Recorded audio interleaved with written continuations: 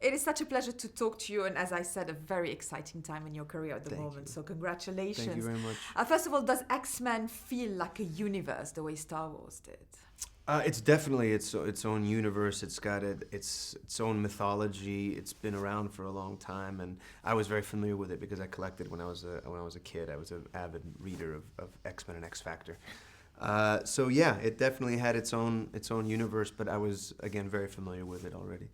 We don't want to give too much away about your character. There's mystery and power surrounding him, but it does take place in Egypt. Have you visited Cairo? How much do you know about Egyptology in general? I haven't visited Cairo, but I actually got to do a film about Alexandria many years ago, and that was a process of reading a lot about it, and it's definitely a place that I'm interested in going. But no, and for this, yes, it begins in Cairo 3,000 years ago, and I mean a mythical kind of version of it, and it's amazing. You know, it's amazing because the roots of civilization come from there, and so it adds a lot of weight to the story.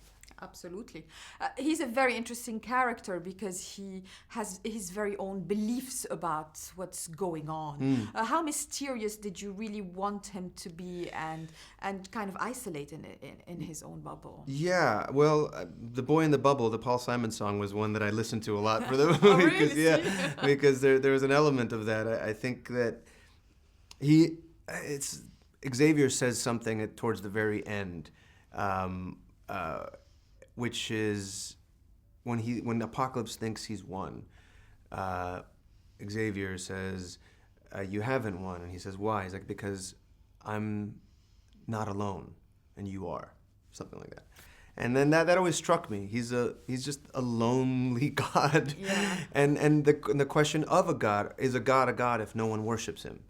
Probably not. So that's why one of the first things he does is try to get followers. Yeah, exactly. Because it's only in relation to others that one is a god, one has power, one has strength.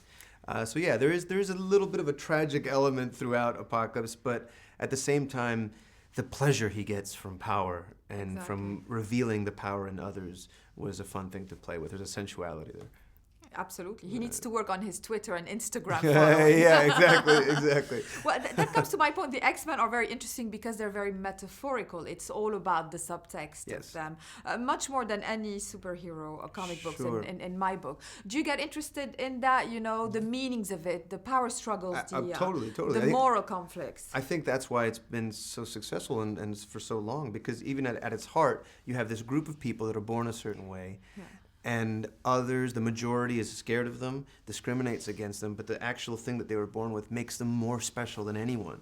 And that's a beautiful allegory. And with Apocalypse, the same thing. The idea is that there's this being that tests and is trying to make everyone be their strongest. Yes, it seems like the villainous thing, but that's really what he's doing. He's saying, the word apocalypse is from the Greek. It doesn't mean destruction, it means to lift back the curtain, to reveal. So he's there to reveal the true nature of power, of the systems of the world, that they're actually weak, they're not strong, and to reveal the true power of these mutants. It's true, and he's not a villain in his head, so that's what's interesting. You became very successful in auteur films and Llewyn Davis, etc. A very violent year, and now you're doing all those big blockbuster films like Star Wars and X-Men. For you, is it the same acting exercise? How much do you enjoy each one of them differently? Yeah, well, they're very different. They're different challenges. Obviously, with this one, there was the prosthetics and the suit and the voice, and it was a bit more like kabuki theater. It was not naturalism. It was different mode of expression. With the hands and the gestures, they all had to be much more precise. And again, with Star Wars, you're working with a simpler palette.